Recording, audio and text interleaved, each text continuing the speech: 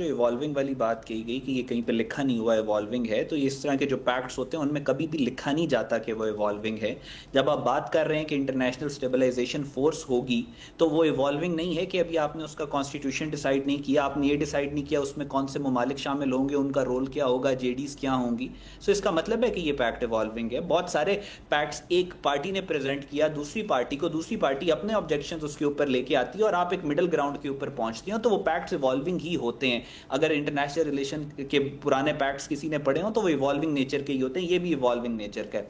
दूसरी बात ये कि इस पैक्ट का जो मेन मकसद है वो सीज फायर है, हमें इस चीज पे फोकस करना चाहिए। सीज फायर का अगर हम ये बात कर रहे हैं कि आप सीज फायर कर लें, तो इसका ये मतलब कहां से हो गया कि आप पुरानी सारी सेटलमेंट्स को लेजिटिमाइज आपने करवा दिया? How is it even possible कि आप सीज फायर की बात करें इस पैक्ट के थ्रू? कहां पे लिखा हुआ है कि आपने पुरानी इसराइल की सारी सेटलमेंट्स के ऊपर अग्री कर लिया?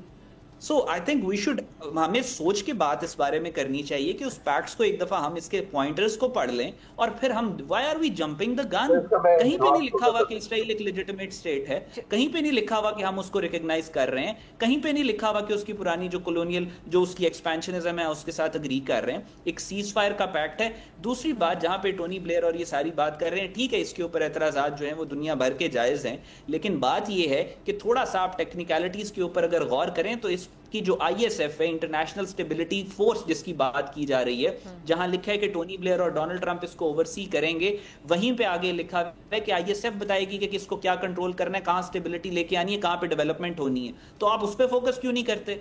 आप उसके कॉन्स्टिट्यूशन पे फोकस क्यों नहीं करते? आप ये बात क्यों नहीं करते कि उस मुल्क के उस फोर्स के अंदर कौन कौन शामिल होगा और वो कहां पे स्टेशन होगी? सब्सक्राइब करें और बेल दबाएं ताकि कोई खबर रह न जाए।